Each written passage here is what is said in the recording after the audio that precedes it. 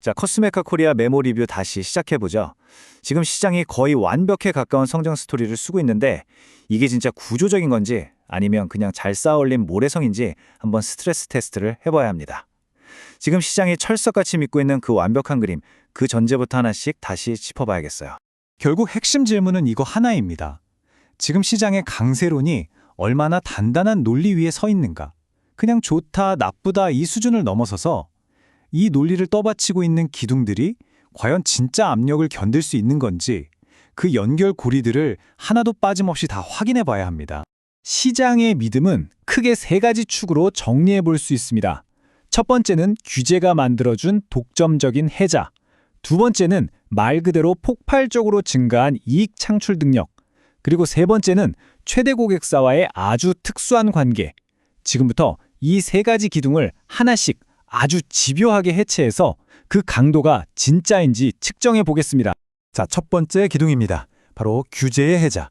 강화되고 있는 미국 규제가 코스메카의 미국 자회사죠. 잉그루드 랩에게 거의 독점적인 이점을 만들어줬다는 논리인데 이게 과연 깨지지 않을 그런 단단한 해자인지 한번 깊게 파고 들어가 보죠. 여기서 잠깐 멈추고 구조를 다시 보면요. 이 모크라라는 게 그냥 규제가 하나 더 생긴 게 아닙니다. 이건 시장의 룰 자체를 바꾸는 거의 게임 체인저에 가깝다고 봐야 돼요. 단순히 넘어야 할 허들이 아니라 기준 미달의 경쟁사들을 아예 시장에서 강제로 퇴출시켜버리는 필터 역할을 하고 있는 거죠. 데이터를 다시 확인해보면 더 명확해집니다. 모크라의 완전한 시행이 코앞에 다가왔고 여기에 더해서 새로운 자외선 차단 성분인 BMET의 미국 시장 진입이 임박했어요. 이건 그냥 새로운 원료가 하나 추가되는 수준의 문제가 아닙니다. 미국에서 팔리는 모든 자외선 차단제의 포뮬러를 처음부터 다시 짜야 하는 업계 전체의 리포뮬레이션을 촉발하는 거대한 이벤트라고 봐야 합니다. 이 전제가 왜 중요한지 짚고 가면 잉글루드 랩은 이미 FDA로부터 일반 의약품, 그러니까 OTC 제조시설 인증을 받은 상태고 심지어 아시아나 유럽 시장에서 BMT 성분을 다뤄본 경험까지 갖고 있습니다.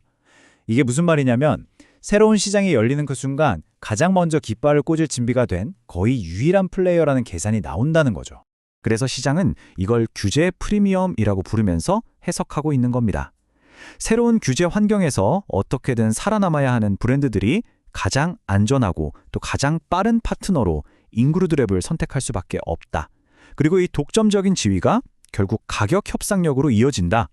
지금 주가에는 이 기대감이 전부 다 반영되어 있는 겁니다. 하지만 이걸 다른 각도에서 보면 이 해자가 영원하지 않을 수 있다는 신호도 분명히 보이고 있습니다. 한때 어려움을 겪었던 핵심 경쟁사 보얀티 뷰티가 최근에 재무 구조를 개선하고 아주 공격적으로 증설에 나서고 있어요. 규제 대응 능력을 갖추고 뺏겼던 시장 점유율을 되찾기 위해서 가격 경쟁을 시작할 가능성이 점점 커지고 있다는 거죠. 자, 두 번째 기준으로 넘어가 보겠습니다. 이 회사의 수익성이 단순히 경기를 타는 일시적인 상승이 아니라 근본적이고 구조적인 개선을 이뤄냈다는 주장입니다. 이익의 체질 자체가 완전히 바뀌었다는 건데 과연 정말 그런지 한번 뜯어보겠습니다.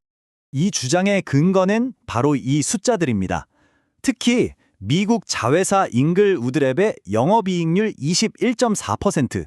이건 제조업이라고는 믿기 어려운 수준이죠. 여기서 잠깐 멈추고 구조를 다시 보면 이건 본사보다 자회사가 전체 이익 성장을 이끄는 전형적인 고성장 기업의 패턴을 그대로 보여주고 있습니다. 이 데이터를 분해해보면 더 명확해집니다. 고마진 OTC 제품으로 믹스가 바뀌면서 P, 즉 판매 단가가 오르고 인디 브랜드나 글로벌 고객사 수주가 늘면서 Q, 판매 수량도 같이 증가하고 있어요. P와 Q가 동시에 오르니까 공장 가동률이 극대화되고 이게 강력한 영업 레버리지 효과로 나타나는 제조업의 가장 이상적인 시나리오가 지금 펼쳐지고 있는 겁니다. 근데 여기서 많이들 그냥 넘어가는데 이 눈부신 이익률의 이면에는 아주 구조적인 리스크가 숨어 있습니다. 미국 사업의 턴키 비중이 무려 70.7%에 달하는데 이게 무슨 뜻이냐면 원자재 구매부터 재고 관리, 심지어 고객사의 신용 리스크까지 잉그루드 랩이 전부 다 떠안는다는 의미입니다. 이 전제가 왜 중요한지 짚고 가면 이 턴키 모델은 고객사인 인디 브랜드 생태계가 건강하다는 가정하에서만 순기능을 합니다. 하지만 지금처럼 금리가 오르고 미국 내 기업 파산이 늘어나는 환경에서는 자금력이 약한 인디 브랜드의 채무 불이행 리스크가 커질 수밖에 없어요. 고객사 하나만 무너져도 그 손실은 고스란히 잉그루드랩의 악성 재고와 대손상각비로 재무제표에 찍히게 될 겁니다. 이제 마지막 기둥이자 어떻게 보면 가장 큰 리스크로 인식되는 부분이죠. 바로 최대 고객사인 갈더마에 대한 막대한 매출 집중도. 근데 시장은 이걸 리스크가 아니라 오히려 깊은 신뢰관계의 증거, 그러니까 전략적 공생관계로 보고 있는데 과연 그 해석이 맞는지 한번 따져보죠. 80%. 이 숫자 자체는 그 자체로 엄청난 집중 리스크를 보여주는 게 맞습니다. 그런데도 시장이 왜 이걸 위험하지 않다고 보는지 그 논리를 먼저 한번 따라가 보겠습니다. 핵심은 구조적인 이탈 장벽입니다. 갈더마가 잉그루드랩에서 생산하는 OTC 제품의 제조사를 바꾸려면 FDA 규정상 신규 시설 검증부터 안정성 테스트까지 최소 1년, 길게는 2년이 걸립니다. 연간 17% 성장을 목표로 하는 회사가 스스로 주력 제품의 생산 공백을 맞는다? 이건 사실상 자해 행위에 가깝다는 논리가 성립하는 거죠. 그래서 시장은 80%라는 숫자를 약점이 아니라 갈더마의 공급망에 깊숙이 통합돼서 대체 불가능한 파트너가 됐다는 강력한 증거로 해석하고 있는 겁니다. 단순한 가불관계를 넘어섰다는 거죠. 근데 이걸 다른 각도에서 보면 전혀 다른 그림이 보입니다. 갈더마가 발표한 6억 5천만 달러, 우리 돈으로 거의 9천억 원에 달하는 자체 생산시설 투자 계획. 이건 장기적으로 생산을 내재화해서 잉그루드랩 같은 파트너 의존도를 줄이겠다는 아주 명백한 신호일 수 있습니다. 물론 시장은 이걸 다른 제품 라인 투자일 거다, 혹은 단기적인 관계에는 영향을 주지 않을 아주 먼 미래의 계획일 뿐이라고 해석하는 경향이 있어요. 어쩌면 지금의 성장세에 취해서 이 리스크의 무게를 의도적으로 낮게 평가하는 것일 수도 있고요. 자, 그럼 이제 관점을 완전히 바꿔보죠.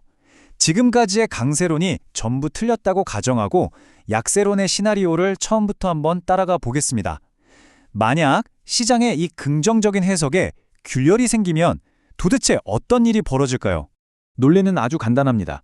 만약에 규제의 해자가 생각보다 얕다면 돌아온 경쟁자 보얀트 뷰티가 가격 전쟁을 시작할 거고 20%가 넘던 마진은 순식간에 과거 수준인 10%대로 회귀할 겁니다.